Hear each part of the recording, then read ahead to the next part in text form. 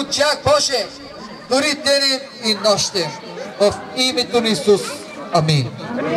Къдел пеке чавес или пеке ксани сапонато на кръст и те дикела сар вратно спавдела. Сар барнал, сар маджинал, степенил. Боже бой, Боже, защо си ме оставил? Обаче отдел ти ня о, Ели за зло.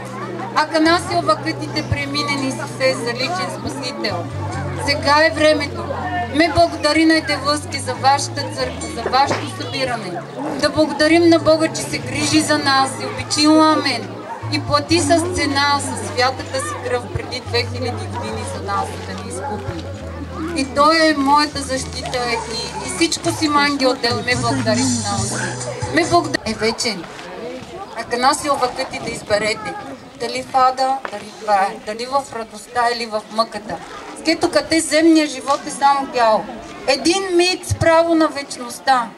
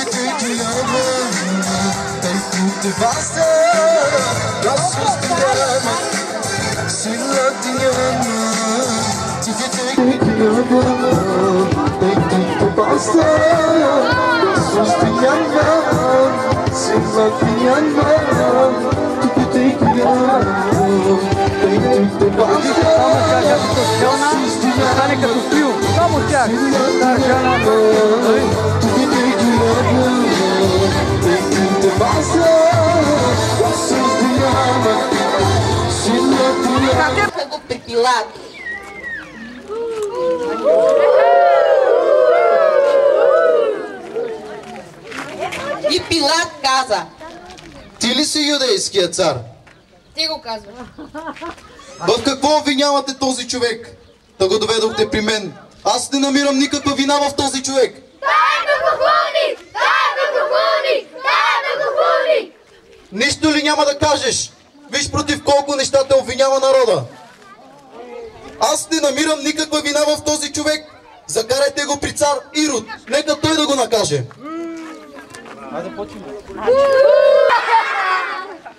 Цар! Какъв цар си ти?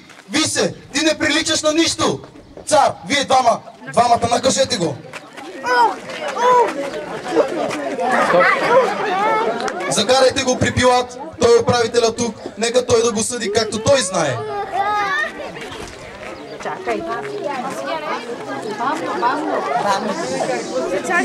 И докато войниците го взимат и отново го връщат при цар Пилат.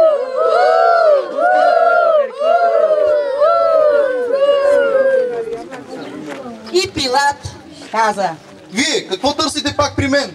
Защо го доведохте пак при мен? Каква вина имам аз?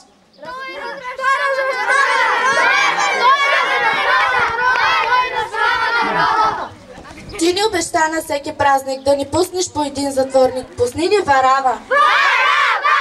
Варава! Варава! Какво? Искате да ви пусна Варава? А с този човек, помазник, който е наречен Исус, какво да направя с него? Разни го! Разни го! Разни го! И Пилат, като чу тези думи, много се оплаши и се чудеше какво да каже на този народ. Но защо искате да разпъна този човек? Каква вина е сторил? Нима той заслужава да умре? Той е богохулник! Той е богохулник! Той е богохулник! И тогава жената на Пилат каза: Господарю, не дей стори зло на този праведник, защото днес на сън много страдах заради него. И Пилат отново излиза и каза на народа: Кой искате да ви пусна от двамата? Варава или Исус, наречен помазник? Варава! Варава! Варава! А с този наречен Исус помазник, какво да направя с този човек? Разни го! Разни го! Разни го! И тогава Пилат взима вода и си измива ръцете.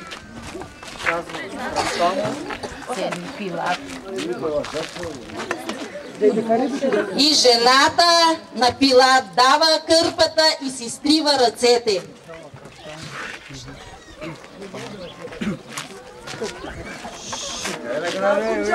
Щом така сте решили, аз не намирам никаква вина в този човек.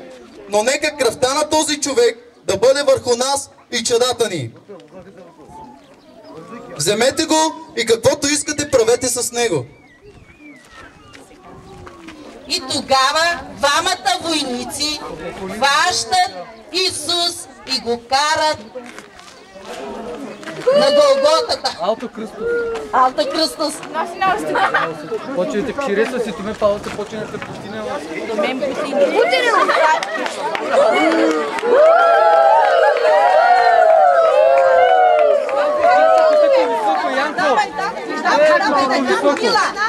Давай, Павло, Павло,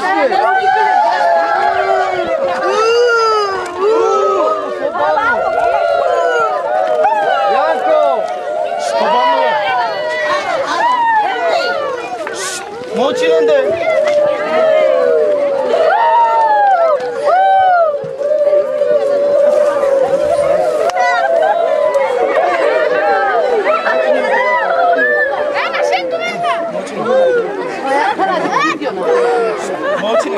Отказания!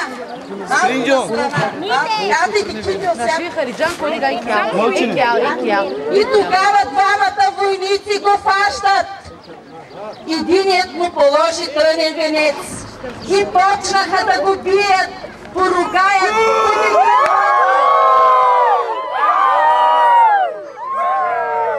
Нали ти казваш, че си Божий син?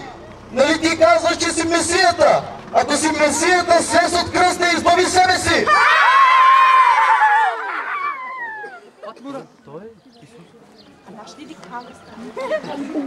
Исус каза: Отче, прости им, те не знаят какво вършат.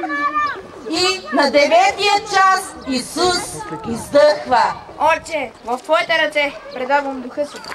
И тогава войниците го свалят от кръста и го карат на гроб.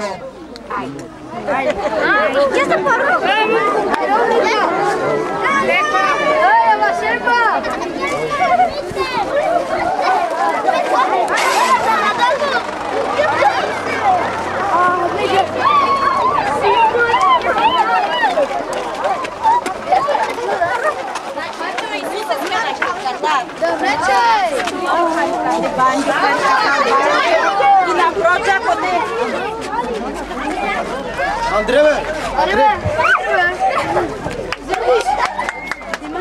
Давайте. Мама. И на първия ден на седмицата, рано сутринта, станаха Мария Магдалена, Йоанна, Мария Якова. Почнаха да си приготвят ароматите на Господа. И като приготвиха ароматите, и като И като приготвиха ароматите и тръгнаха да ходят до гроба. Хайде да отидем и да занесем ароматите на нашия Господ. И докато тръгнаха, Мария тичала по-напред на гроба. И каза: Но какво става, Господи? Кой отместил този огромен камък? И кой би могъл да го направи? Ето! И тялото на моя Господ го няма. О, Исусе, какво се е случило? И тогава двамата ангели се появяват. И единият ти каза: Марио, защо плачеш? Кого търсиш тук?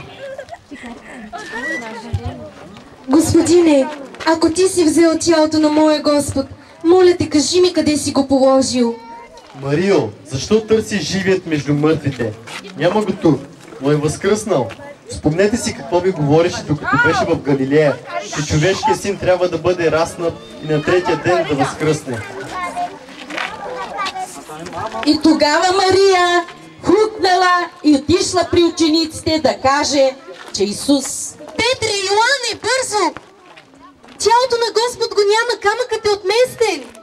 Но как е възможно? Кой би могъл да измести този голям и тежък камък? Ангел от Господа дойде и ми извести, като ми каза, че трябва да си спомним какво ни беше казал Исус, че ще умре и че на третия ден ще възкръсне. Но това не е възможно. Йоане, хайде да отидем до гроба да видим какво е станало.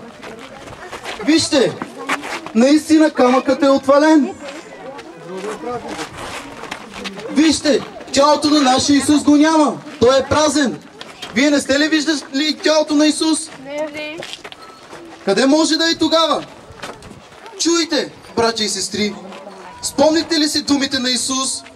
Той каза, че ще трябва да бъде бит, поруган и хулен от грешниците. Ще бъде разпът на кръст и на третия ден Той ще възкръсне. Нашия Господ Исус Христос е възкръснал. Хайде да отидем да кажем на нашите братя и сестри, че Той е възкръснал. Петре, какво стана? Чуйте, когато отидохме, камъкът го няма. Влязохме вътре, но и тялото на Исус го нямаше. Наистина, нашия Господ Исус Христос е възкръснал. Исус възкресе! Наистина възкресе! Исус възкресе! Наистина възкресе! Исус възкресе! Наистина възкресе! Амин! Бъдете благословени. Той каза, че аз съм пътят, аз съм истината, аз съм животът. Никой не дохожда при Отца, освен чрез мене. Исус е този, който спасява всеки един. И ако иска всеки един да бъде спасен, трябва да премине през този мост от смърт към живот. От смърт към живот. Исус иска всеки един от нас да благослови. Амин.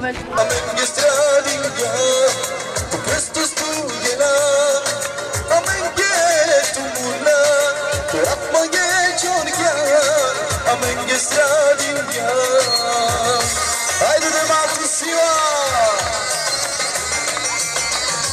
Hemen de sila, dur que te grama.